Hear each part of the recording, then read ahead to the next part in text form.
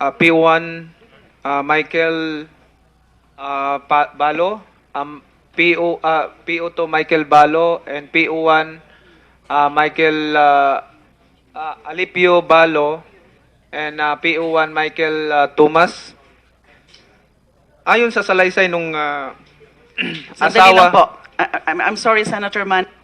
It's something that, so excuse Senator Manny. Procedural, this is a procedural matter, and also with respect to the matter that is at hand.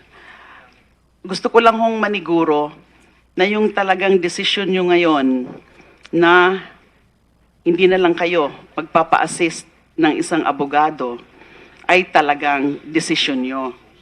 Kusang loob nyo ho bang ginagawa yan? Kasi kanina ho, bago tayo nag-break, ay sabi nyo, gusto. Or sabi nyo, meron kayong kamag-anak na abogado. Pero medyo mukhang nagkonsulta po kayo ngayon. So, gusto lang ho namin maniguro na voluntaryo po o kusang loob yung pag-waive nyo ng right to counsel. Voluntary po, Your Honor.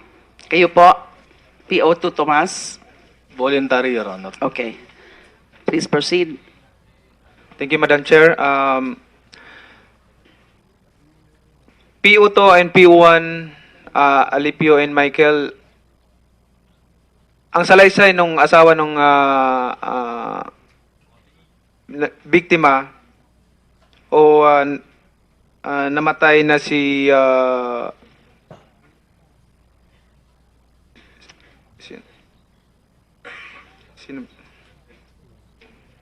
si JP. Ang sabi niya, nung ni-raid nyo na raw sila sa bahay nila, wala kayong nakuhang druga o shabu nung time na yon. Totoo po ba ito? Hindi po sa loob ng bahay, sa labas po. Sa labas ng bahay. Saan po sa labas ng bahay nyo nakuha yung druga? Sa posisyon niya o hindi? Sa position niya po. Sila po mag-ama sa position. Sa posisyon niya. mag-ama. Saan nyo po na nakuha? Sa bulsa niya? Sa waist, ano nila? Sa may biwang, sa may hawak. Sa biwang, Your Honor. Okay. Kasi confusing lang yesterday, for the record, Madam Chair, na yesterday sinabi nung asawa ni JP na walang drugang nakuha sa kanila. So, I just want to clarify na para hindi maging unfair. So, yun yung mga tanong ko. At pagkatapos nyo po bang, yan po ba ay nailagay nyo sa affidavit ninyo? Yes, Your Honor. Nakasubmit po na po ba kayo ng counter affidavit doon sa salaysay nung asawa ng biktima? Lahat po, meron na po. Okay. Balik po ako doon sa asawa ni GP. Ma'am, sinabi po nung ng mga pulis na may nakuha silang droga sa asawa ninyo at doon sa biyenan ninyo o papa ninyo.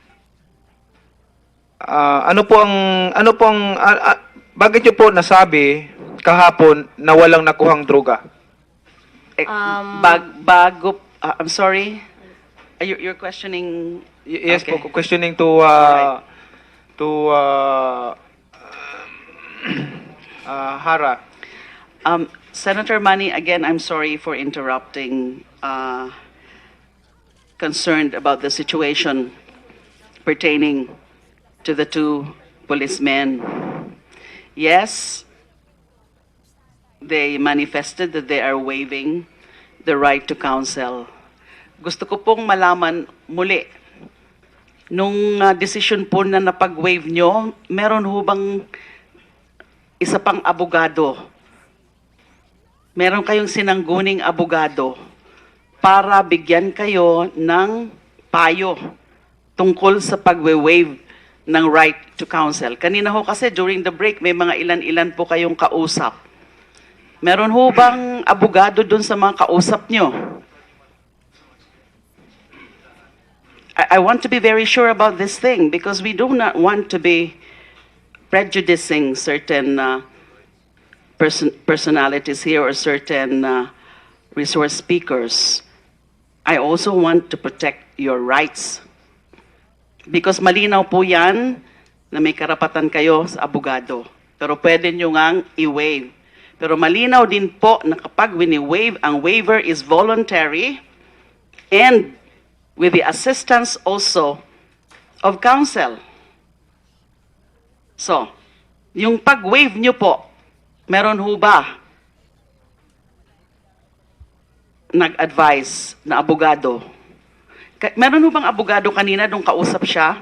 Yes, Director General De La Rosa. Your Honor, my men are already confused. Can we have 1 minute break, Your Honor?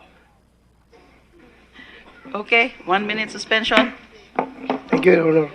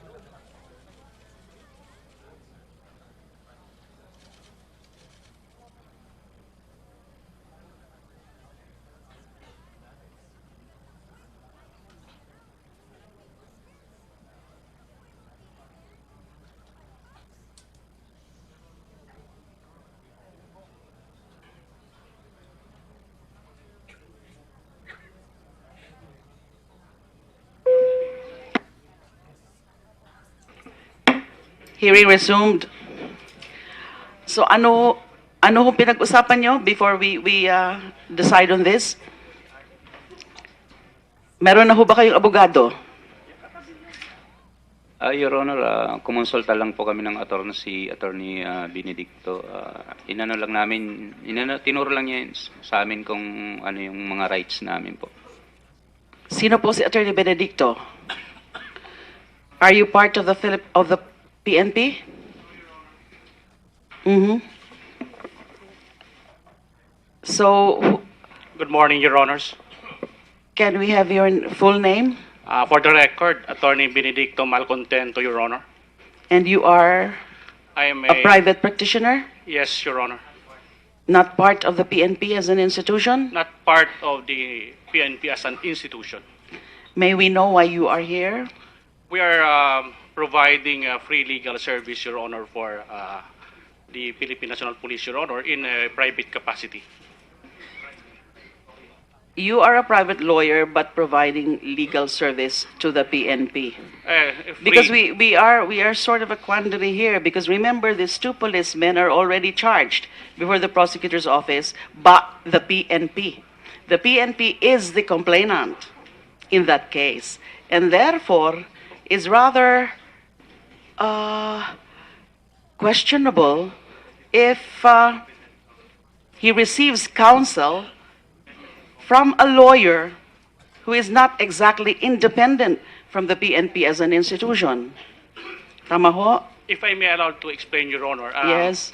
In consistent with the instruction of this honorable chair, I just explained to them, Your Honor, the right to have a counsel and the right to remain silent, and that ends, Your Honor, because I'm not their Yes. private counsel.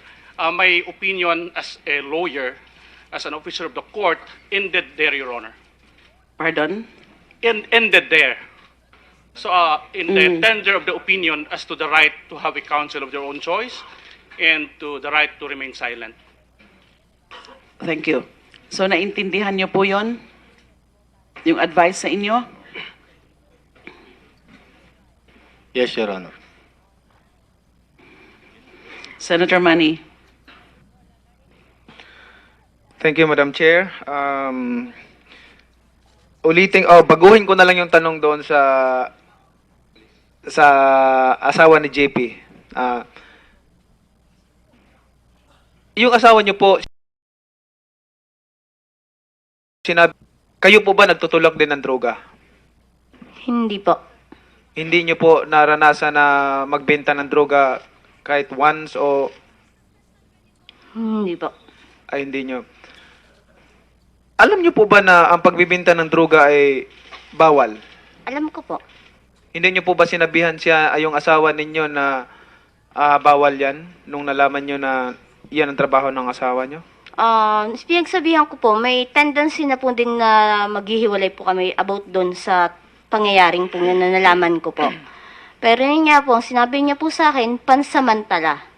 Hindi ito magtatagal. Hanggang, yun nga po, hanggang ito na yung way na talagang magbabago na po siya. Na kaya, ano na po kumbaga kinumbinsi ko na po siya lalo Kasi may paraan na po ako, kumbaga kumbaga parang, parang may ano na po ako sa kanya, panakot. Na sinabi ko po sa kanya, lalaki ang anak mo, magbago ka na. Sabi ko nang ganun. Doon na po siya napaisip na, yun na nga po, yun na po yung paraan niya na magbago. Kasi ang gusto po niya, makita niya anak niya. Lumaki ang anak niya. I'm sure naman po, before election pa, before May, nanonood kayo ng TV, di ba? Opo.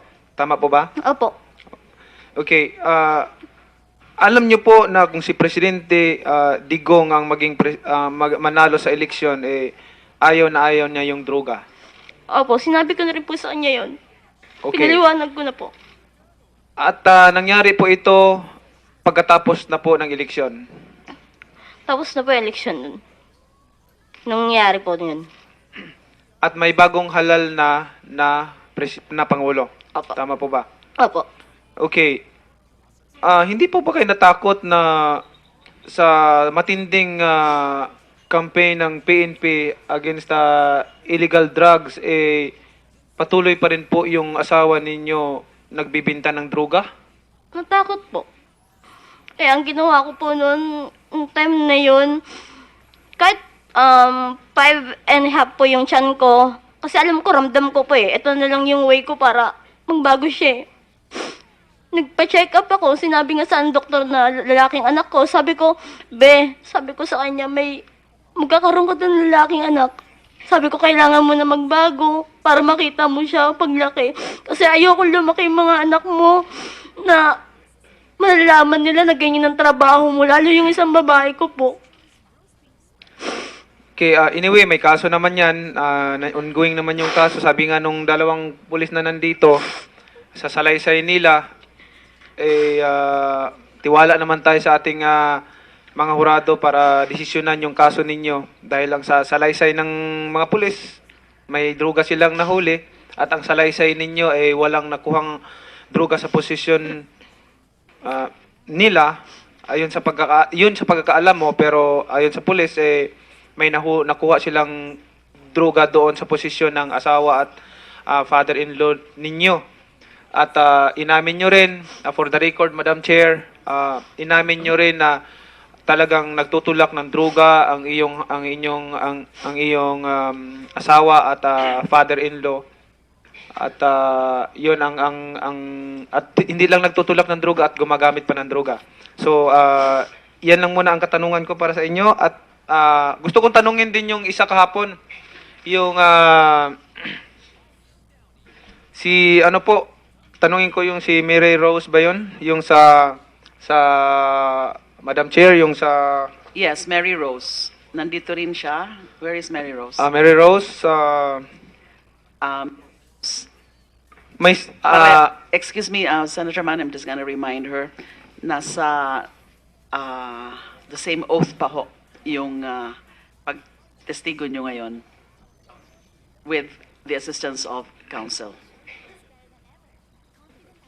Please proceed, Senator Manny. okay, maraming salamat, Madam Chair. Mary Rose, ayon sa salaysay ninyo,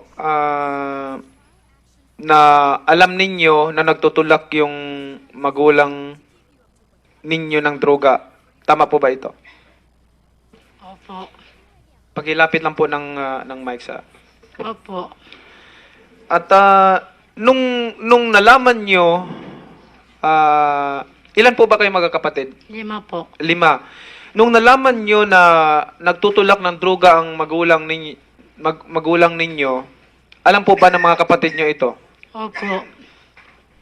Alam ng mga kapatid ninyo? Opo. Ilang taon na po ba yung mga kapatid ninyo?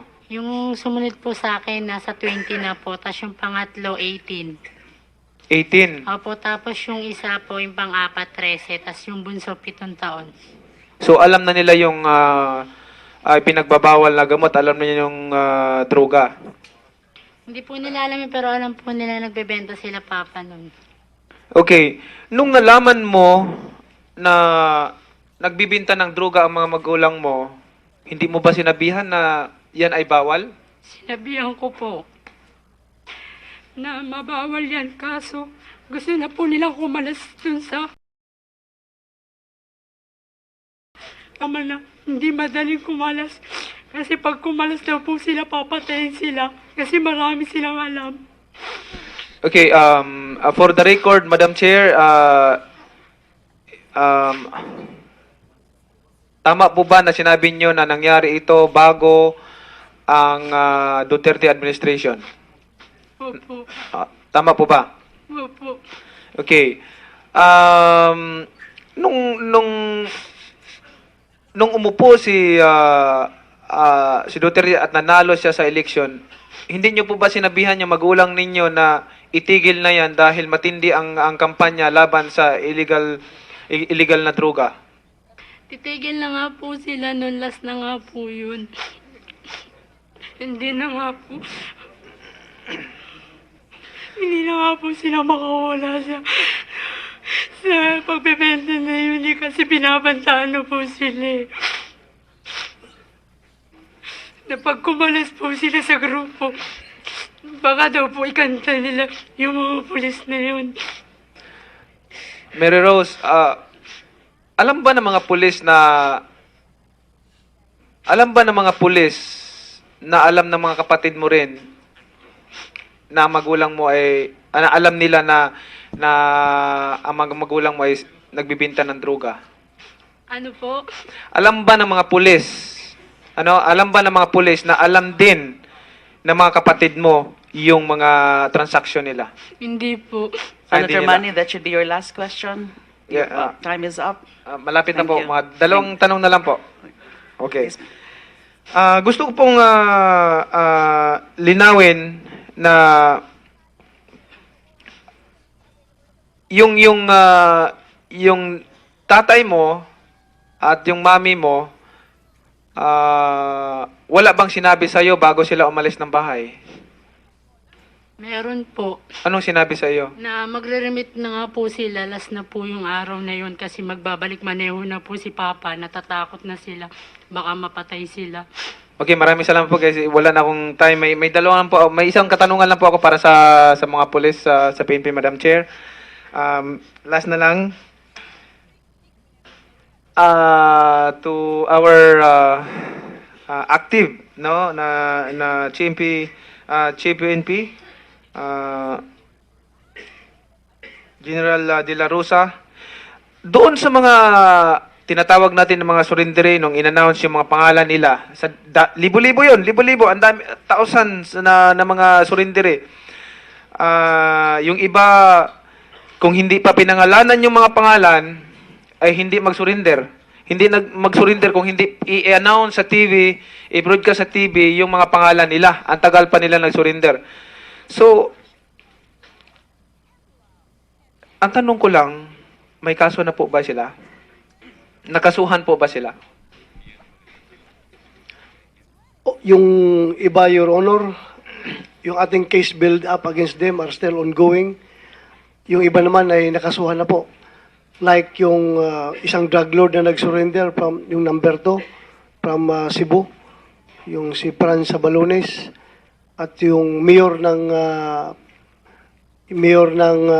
Albuera Leyte na si Mayor Espinosa, nakasuhan na po. Illegal possession of firearms at saka yung illegal possession of firearms and explosive at saka yung illegal drugs. Pati po si Espinosa. Yes, Your Honor. Hinintay lang po yung warrant maglabas. Then, isa-serve na po namin. Okay, ang sabi kasi nung ang tandingin ko kasi dito pag dumami na po yung sa dami ng mga sumuko, pag walang makasuhan baka mag sumabog at hindi na natin makayan yung mga issue na yan. Good thing na narinig ko na may mga kaso na sila. Anyway, marami pang magtatanong General, no?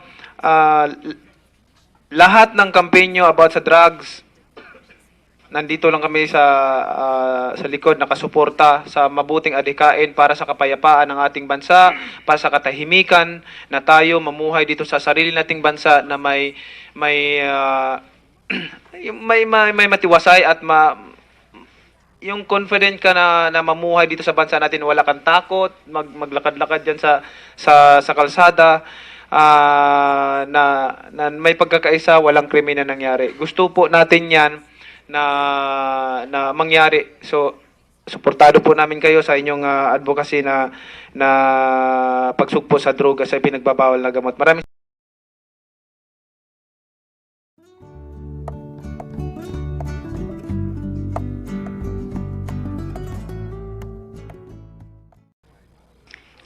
P1 Michael Balo, PO2 Michael Balo, and PO1 Michael Alipio Balo, and PO1 Michael Thomas. Ayon sa salaysay nung Sandali lang asawa, po. I'm sorry, Senator Manny. It's something that, so excuse Senator Manny. Procedural, this is a procedural matter, and also with respect to the matter that is at hand. Gusto ko lang hong maniguro na yung talagang desisyon nyo ngayon na hindi na lang kayo magpapa-assist ng isang abogado ay talagang desisyon nyo. Kusang loob nyo ho bang ginagawa yan? Kasi kanina ho, bago tayo nag-break, ay sabi nyo, gusto. Or sabi nyo, meron kayong kamag-anak na abogado. Pero medyo mukhang nagkonsulta po kayo ngayon. So, gusto lang ho namin maniguro na voluntaryo po o kusang loob yung pag-waive nyo ng right to counsel. Voluntary po, Your Honor. Kayo po, PO2 Tomas. Voluntary, Your Honor. Okay. Please proceed. thank you, Madam Chair. PO2 and PO1 Alipio and Michael, ang salaysay nung asawa nung biktima o namatay na si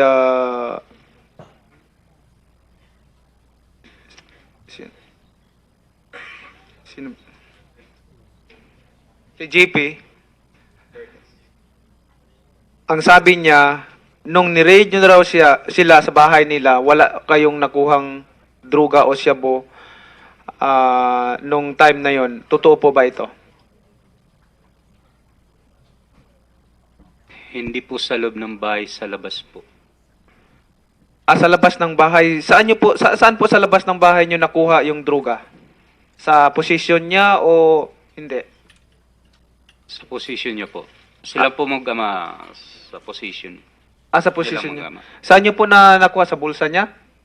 Sa waist, ano nila? Sa may biwang, sa may hawak. Sa biwang, Your Honor. Okay. Kasi confusing lang yesterday, for the record, Madam Chair, na yesterday sinabi nung asawa ni JP na walang drugang nakuha sa kanila. So, I just want to clarify na para hindi maging unfair. So, yun yung mga tanong ko. At pagkatapos nyo po bang, yan po ba ay nailagay nyo sa affidavit ninyo? Yes, Your Honor. Nakasubmit po na po ba kayo ng counter affidavit doon sa salaysay nung asawa ng biktima? Lahat po, meron na po. Okay. Balik po ako doon sa asawa ni GP. Ma'am, sinabi po nung ng mga pulis na may nakuha silang droga sa hindi nyo po naranasan na magbenta ng droga kahit once o Hindi po. ay hindi nyo. Alam nyo po ba na ang pagbibenta ng droga ay bawal? Alam ko po. Hindi nyo po ba sinabihan siya yung asawa ninyo na bawal yan nung nalaman nyo na yan ang trabaho ng asawa nyo? Pinagsabihan ko po, may tendency na po din na maghihiwalay po kami about doon sa pangyayaring po yun na nalaman ko po. Pero yun nga po, ang sinabi niya po sa akin, pansamantala. Hindi ito magtatagal. Hanggang, yun nga po, hanggang ito na yung way na talagang magbabago na po siya. Na kaya ano na po kumbaga kinumbinsi ko na po siya lalo kasi may paraan na po ako, kumbaga may kumbaga parang parang may ano na po ako sa kanya, panakot na sinabi ko po sa kanya, lalaki ang anak mo, magbago ka na. Sabi ko nang gano'n. Doon na po siya napaisip na yun na nga po, yun na po yung paraan niya na magbago kasi ang gusto po niya, makita niya anak niya. Lumaki ang anak niya. I'm sure naman po, before election pa, before May, nanonood kayo ng TV, di ba? Opo. Tama po ba? Opo. Okay. Alam niyo po na kung si Presidente Digong ang maging manalo sa eleksyon, ayaw niya yung droga. Opo, sinabi ko na rin po sa kanya yun. Okay. Pinaliwanag ko na po. At nangyari po ito pagkatapos na po ng eleksyon. Tapos na po yung election nun. Nangyari po yun. At may bagong halal na Pangulo. Opo. Tama po ba? Opo. Okay. Hindi po ba kayo natakot na sa matinding campaign ng PNP against illegal drugs, patuloy pa rin po yung asawa ninyo nagbibinta ng droga? Natakot po. Ang ginawa ko po noon, time na yun, kahit 5.5 po yung tiyan ko, kasi alam ko, ramdam ko po ito na lang yung way ko para magbago siya Nagpa-check up ako, sinabi nga sa doktor na lalaking anak ko, sabi ko sa kanya, magkakaroon ko ng lalaking anak. Sabi ko, kailangan mo na magbago para makita mo siya paglaki. Kasi ayoko lumaki yung mga anak mo na malalaman nila na ganyan ang trabaho mo, lalo yung isang babae ko po. Okay, anyway, may kaso naman yan. Ongoing naman yung kaso. Sabi nga nung dalawang pulis na nandito, sa salaysay nila, tiwala naman tayo sa ating mga hurado para desisyonan yung kaso ninyo. Dahil lang sa salaysay ng mga pulis, may droga silang nahuli, at ang salaysay ninyo ay walang nakuhang droga sa posisyon nila. Ayon sa pagkakaalam mo, pero ayon sa pulis, may nakuha silang droga doon sa posisyon ng asawa at father-in-law ninyo. At inamin nyo rin, for the record, Madam Chair, inamin nyo rin na talagang nagtutulak ng droga ang iyong asawa at father-in-law. At yun at hindi lang nagtutulak ng droga at gumagamit pa ng droga. So yan lang muna ang katanungan ko para sa inyo at gusto kong tanungin din yung asawa ninyo at doon sa biyenan ninyo o papa ninyo. Bakit niyo po nasabi kahapon na walang nakuhang droga? I'm sorry. You're questioning. Yes Okay. po, questioning to Alright.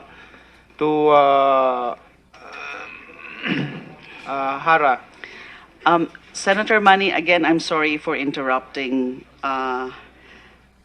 Concerned about the situation pertaining to the two policemen. Yes, they manifested that they are waiving the right to counsel. Gusto ko pong malaman muli, nung decision po na napag-waive nyo, meron ho bang isa pang abogado? Meron kayong sinangguning abogado para bigyan kayo ng payo tungkol sa pag-waive ng right to counsel. Kanina ho kasi during the break, may mga ilan-ilan po kayong kausap. Meron ho bang abogado dun sa mga kausap nyo? I want to be very sure about this thing because we do not want to be prejudicing certain personalities here or certain resource speakers. I also want to protect your rights. Because malinaw po yan na may karapatan kayo sa abogado. Pero pwede nyo ngang i-waive. Pero malinaw din po na kapag wini-waive, ang waiver is voluntary and with the assistance also of counsel. So, yung pag-waive nyo po, meron ho ba nag-advise na abogado? Meron ho bang abogado kanina nung kausap siya? Yes, Director General De La Rosa. Your Honor, my men are already confused. Can we have 1 minute break, Your Honor? Okay, 1 minute suspension. Thank you, Your Honor.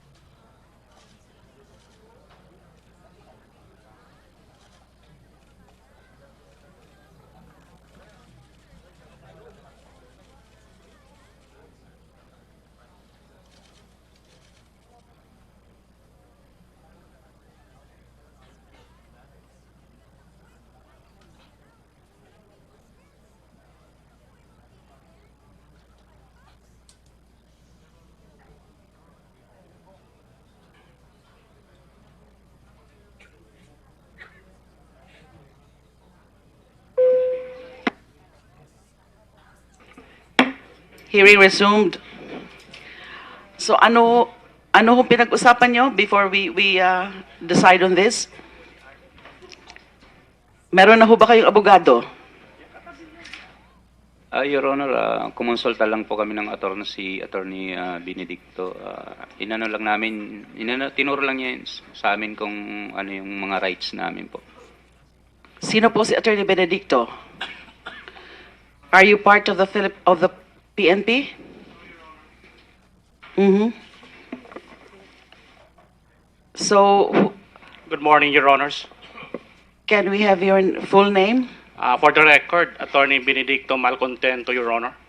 And you are I am a private practitioner, Yes, Your Honor. not part of the PNP as an institution? Not part of the PNP as an institution. May we know why you are here? We are providing free legal service, Your Honor, for the Philippine National Police, Your Honor, in a private capacity. You are a private lawyer but providing legal service to the PNP. Because we are sort of a quandary here, because remember, these two policemen are already charged before the prosecutor's office by the PNP. The PNP is the complainant in that case, and therefore is rather questionable if he receives counsel from a lawyer who is not exactly independent from the PNP as an institution. Tama ho? If I may allow to explain, Your Honor. Yes. Consistent with the instruction of this honorable chair, I just explained to them, Your Honor, the right to have a counsel and the right to remain silent, and that ends, Your Honor, because I'm not their Yes. private counsel. My opinion as a lawyer, as an officer of the court, ended there, Your Honor. Pardon? Ended there. So, in the tender of the opinion as to the right to have a counsel of their own choice and to the right to remain silent. Thank you. So naintindihan niyo po yon? Yung advice sa inyo? Yes, Your Honor. Senator Manny. Thank you, Madam Chair. Baguhin ko na lang yung tanong doon sa asawa ni JP. Yung asawa niyo po, kayo po ba nagtutulak din ng droga? Hindi po. Isa kahapon, yung tanungin ko yung si Mary Rose ba yun? Yung sa Madam Chair, yung sa Yes, Mary Rose. Nandito rin siya. Where is Mary Rose? Mary Rose, may Excuse me, Senator Manny, I'm just gonna remind her, nasa the same oath pa ho yung pagtestigo nyo ngayon with the assistance of counsel. Please proceed, Senator Manny. Okay, maraming salamat, Madam Chair. Mary Rose, ayon sa salaysay ninyo, na alam ninyo na nagtutulak yung magulang ninyo ng droga. Tama po ba ito? Opo. Pakilapit lang po ng mic sa... Opo. At nung nalaman nyo, ilan po ba kayo magkakapatid? 5 po. 5. Nung nalaman nyo na nagtutulak ng droga ang magulang ninyo, alam po ba ng mga kapatid nyo ito? Opo. Alam ng mga kapatid ninyo? Opo. Ilang taon na po ba yung mga kapatid ninyo? Yung sumunod po sa akin, nasa 20 na po. Tapos yung pangatlo, 18. 18. Opo, tapos yung isa po, yung pang-apat, 13. Tapos yung bunso, 7 taon. So alam na nila yung pinagbabawal na gamot, alam na nila yung droga. Hindi po nila alam yun, pero alam po nila nagbebenta sila papa nun. Okay. Nung nalaman mo na nagbibinta ng droga ang mga magulang mo, hindi mo ba sinabihan na yan ay bawal? Sinabihan ko po na mabawal yan, kaso gusto na po nilang kumalas dun sa tama na, hindi madaling kumalas. Kasi pag kumalas daw po sila, papatayin sila. Kasi marami silang alam. Okay, for the record, Madam Chair, tama po ba na sinabi nyo na nangyari ito bago ang Duterte administration? Opo. Tama po ba? Opo. Okay. Nung umupo si Duterte at nanalo siya sa election, hindi niyo po ba sinabihan yung magulang ninyo na itigil na yan dahil matindi ang kampanya laban sa illegal na droga? Titigil na nga po sila noon, last na nga po yun. Hindi na nga po. Hindi na nga po sila makawala sa pagbebenta na yun kasi binabantaan na po sila. Na pag kumalas po sila sa grupo, baka daw po ikanta nila yung mga pulis na yun. Mary Rose, alam ba ng mga pulis na alam ng mga kapatid mo rin na magulang mo ay alam nila na ang mga magulang mo ay nagbibinta ng droga? Ano po? Alam ba ng mga pulis na alam din ng mga kapatid mo yung mga transaksyon nila? Hindi po. Hindi Senator nila. Manny, that should be your last question.